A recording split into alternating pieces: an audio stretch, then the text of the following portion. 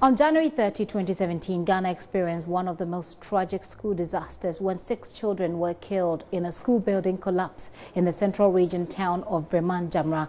1 year on, JoyNews' Justice Baidu has been to meet some of the children who survived the collapse and now reports. The tears of a mother on her dead child's grave. She stands as if she's come to visit her little daughter. It's now a year since Shaida perished along with 5 other children who are buried in this grave.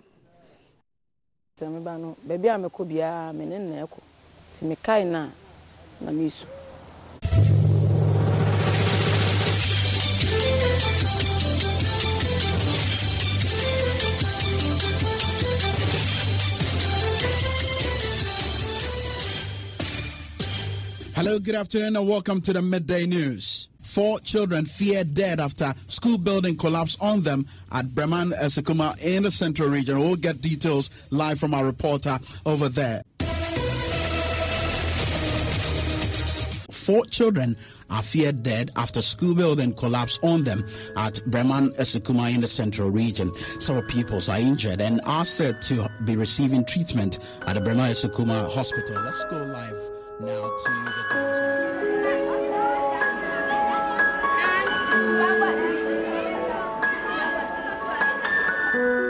We saw some blood flowing under there.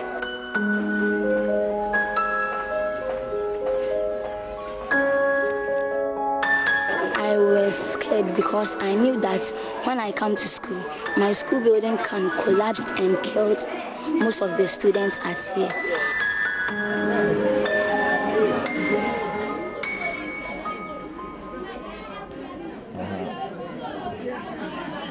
It's February 7, 2017.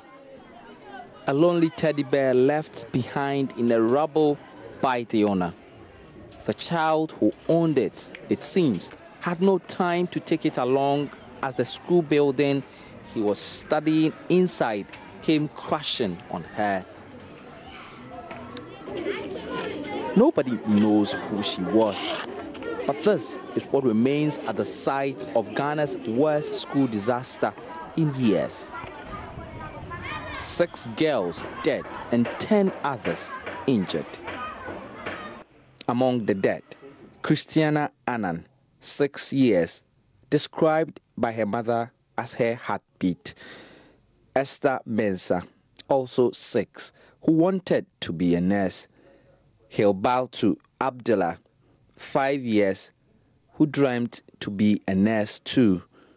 Shahida Abdullah, 5 years, whose family described as a lover of books who loved reading anything and everything. And Juliana Ayensu, 6 years, who just loved cooking. The school looks almost the same 1 year on. The Methodist school here in Jamra has remained closed since. It's Tuesday, 1 week after the accident occurred. This class, when we look at how it is, when we are learning, we don't feel comfortable. We are afraid this will collapse. So when teachers are teaching us, we don't concentrate on the learning. Sometimes I feel that I will not come to school because when you come to school, you cannot concentrate it. The nature of this building is even larger than the one that collapsed on the children. Looking at the clocks in this building, you can see now, the KG block that collapsed, it was even the clock that was in it was very, very light. But this one, if you look at it, the children, they knew the state of the KGG block, and when they see this one, they will be bold to tell me themselves. In fact, the classroom that we are, everybody is alert to hear, then we all run away. So it is not what the teachers are teaching that we listen to.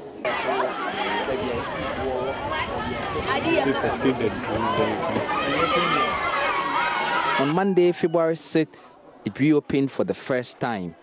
But the rest of the children, now haunted by images from the collapse, are scared to go into the school again.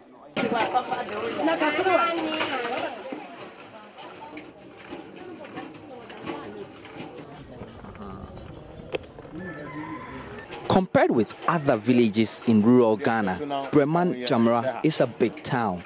Over 5,000 people live here, mainly cocoa farmers. But like many others, the challenges remain basic. Lack of access to water, health, and basic. It's not hard to find out why casualties from this disaster was that high. There's no mobile telephony network here, and so no one could even place a call when the accident happened. And so the day came and passed by, lives lost in cold blood. It's been a year since this disaster happened. I've come back to meet the children who survived Ghana's biggest school disaster of all time. The tears of a mother on her dead child's grave. She stands as if she's come to visit her little daughter. It's now a year since Shaida perished along with 5 other children who are buried in this grave.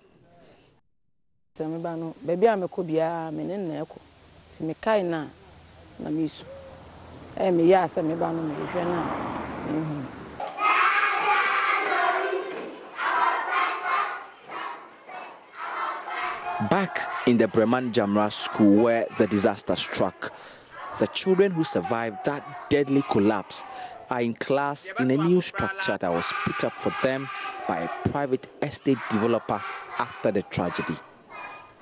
Many of them still live with the memories.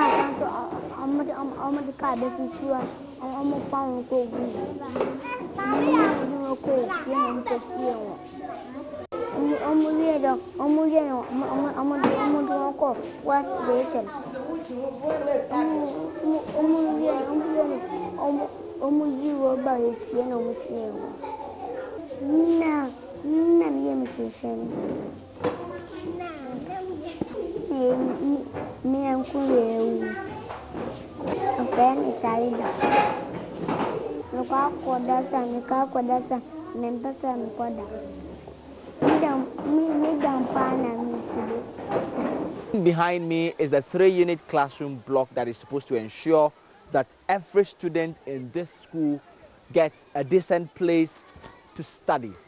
It's been on since sometime in 2016, many months before this disaster struck in this school. For over the last 1 year or so, this project has stalled because there's no money to complete it. The children are now many, so a class can contain about 70 pupils. So if they complete this building, it is going to help a lot because we can divide them into 2 and then we'll be having double stream to ease that congestion in the classroom.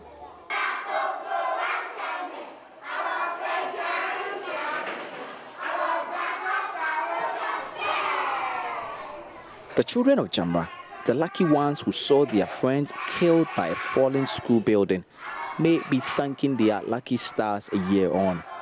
But government has done little to prevent any such disaster from happening again. Justice Baidu, JoyNews, Breman Jamra.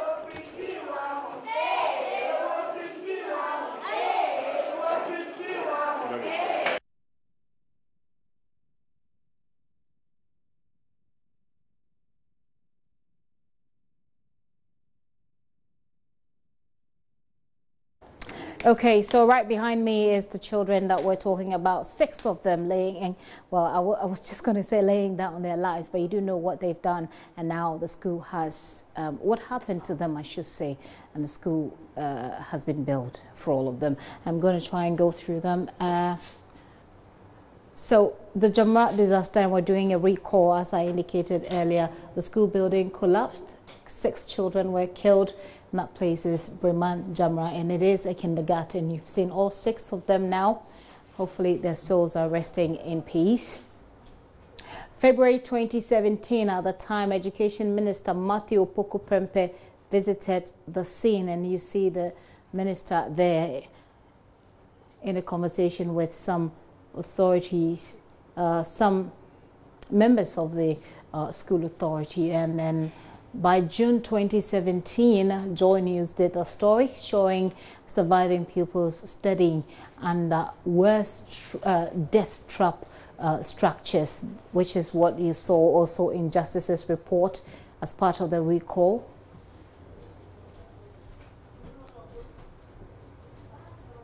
By July 2017, another deadly makeshift structure was pulled down after, it is actually the previous makeshift structure that we did a story about. It was pulled down after the JoyNews expose. And of course, the Education Minister Matthew Opoku-Prempeh was in Parliament on that matter, and he told Parliament that government needs about $200 million to renovate all dilapidated schools across the country.